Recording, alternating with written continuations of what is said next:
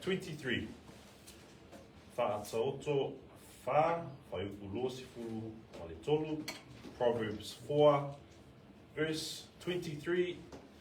Whātaoto whā, whaiuku iwa, whaiuku loa sifuru o le tolu. If you recall, we did go through this verse before, but I did share that was an introduction, because the essence of this verse is very important when we need to have our hearts checked, our hearts guarded, watched over. It's very important. So that's our verse that we will focus on today. So New King James Version readers, and then in Samoan, please. Keep your heart, keep your heart with all diligence, for out of it spring the issues of life. In Samoan, please, Ia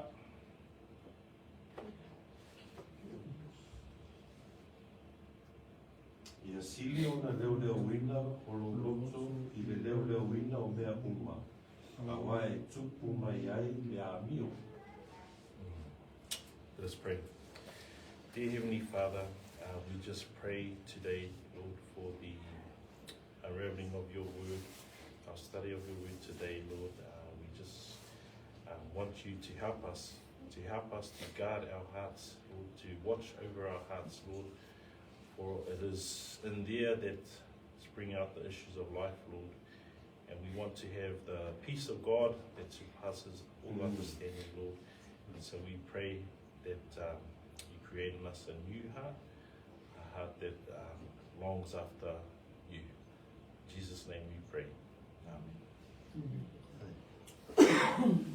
So just to review what we went through last time, we went through Proverbs 4 verses 20 to 23.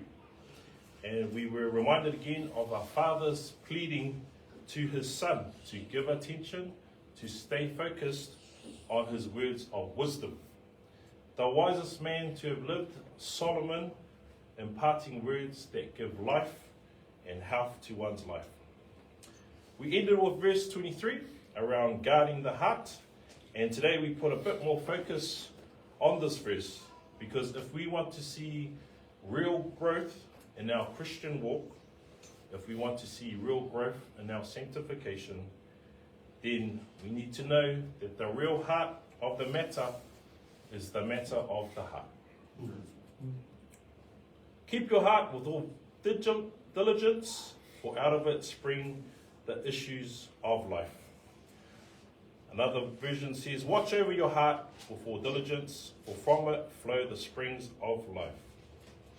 Now I'll just break down a couple of those words. Here the word keep means to watch, to guard, to observe, to protect, and to check. And what are you to keep? You are to keep your heart. Now, when we refer to the heart, we're not necessarily talking about the organ that's pumping blood around your body. We are talking about the inner man, the mind, the will, and the understanding. And in the world that we live in today, we are not unfamiliar with a lot of expressions to do with the heart. We might say that someone is warm-hearted.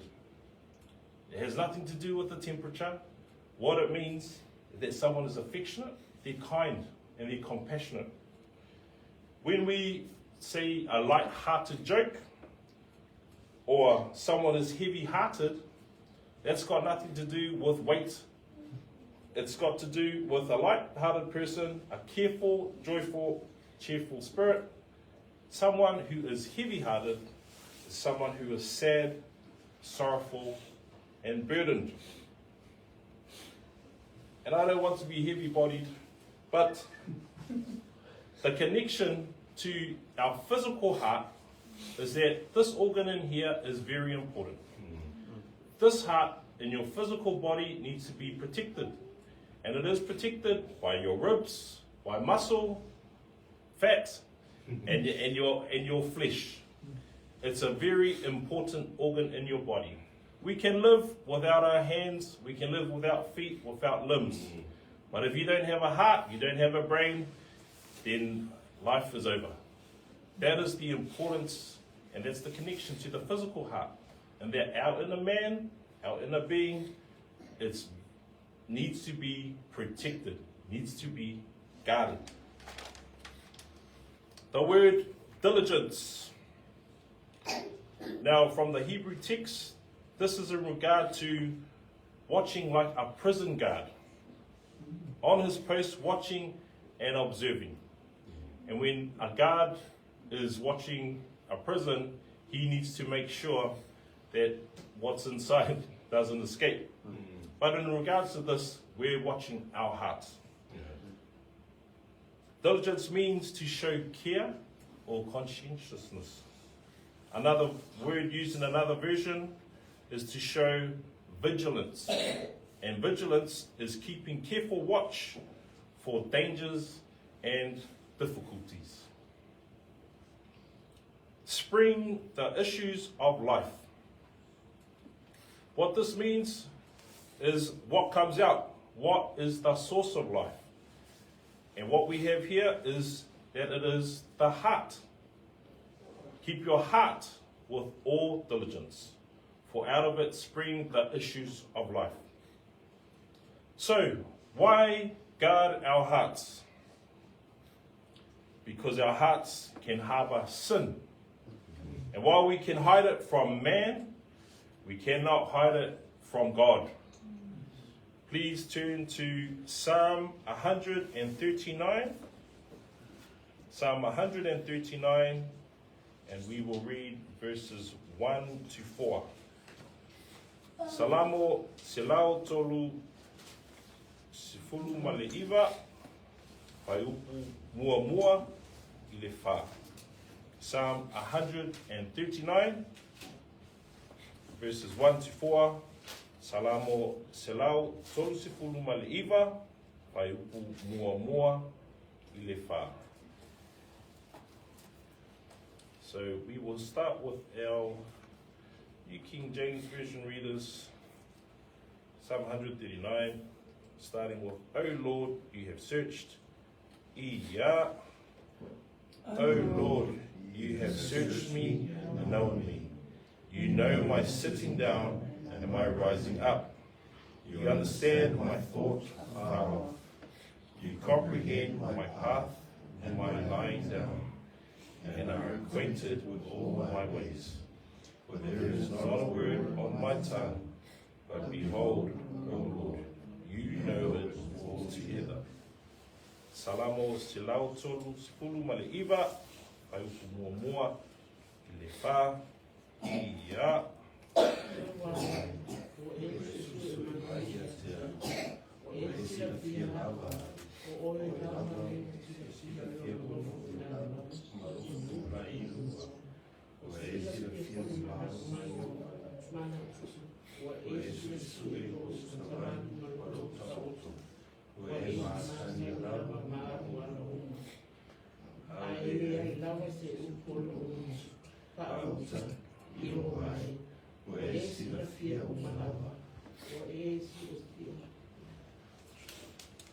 We cannot hide anything from God.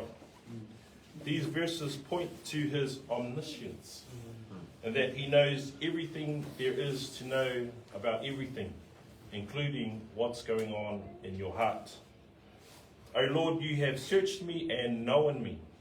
You know my sitting down and my rising up. You understand my thought far off. You comprehend my path and my lying down, and are acquainted with all my ways. For there is not a word on my tongue, but behold, O Lord, you know it altogether. Now, sin is not always outwardly visible, as we have read before in the last session, because sometimes these sins are hidden in the heart. I will read again from Mark 7, verse 21 to 23. You don't have to turn there, I'll read it out, and then I'll share what we can get from there. So Mark 7, verse 21 to 23. Here's what it says. For from within, out of the heart of men, proceed evil thoughts, adulteries, fornications, murders, thefts, covetousness, wickedness, deceit, lewdness, an evil eye, blasphemy, pride, foolishness. All these evil things come from within and defile a man. John MacArthur writes, just because you don't act out an evil deed, that doesn't excuse the secret desire. I'll take two of these sins and let's talk about it. It mentions adultery. Now, there can be the visual of that act of adultery, but God says if you look after a woman and lust after her, then you are committing adultery. Those are things that we can hide in our hearts and our minds, but even God knows that. We need to check that. It says do not murder. But Jesus' standard is, if you are angry with your brother without a cause, then it is akin to murder. Like I said, there are the secret happenings in the heart that only God knows about. And even in there, even if not acted out, it is still sin. God's standards are high. But if we live with the fear of God, as we've learned in Proverbs 1:7, knowing that He is aware of what's going on in your heart, then we can take it to Him. And if we harbour some sin, we can confess our sin, and He is ready to forgive us. Remembering that fear of God is not the fear like being scared or being in terror. It is the fear of God, having a reverence for God, that we fear disobeying Him. We fear dishonoring Him. We fear offending Him. And so we want to stay in check. And we're not perfect. God is gracious to forgive us when we do sin, and we can confess that in secret to Him. So how do we keep our hearts or guard our hearts with all diligence? I'm going to go through the same verses I went through before. We can guard it with the peace of God. And we read this last time as well. So please turn with me to Philippians 4, verses 4 to 7. Filipi 4, 5 4, ile fitu. Philippians 4, verses 4 to 7. Filipi 4, 5 4, ile fitu.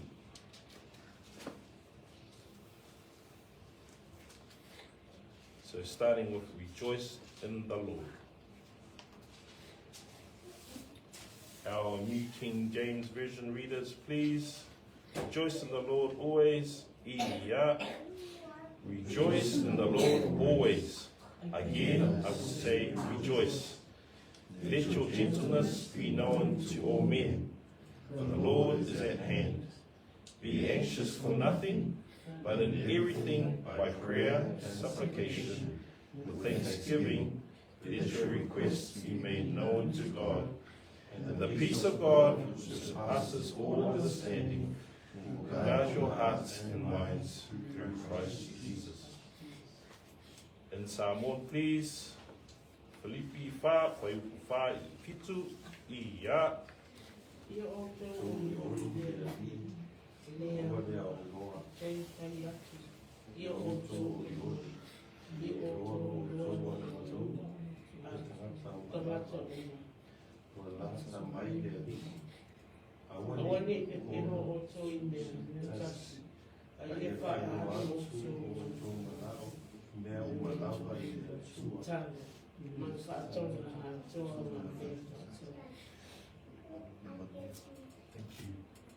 Verse 7, and the peace of God, which surpasses all understanding, will guard your hearts and minds through Christ Jesus.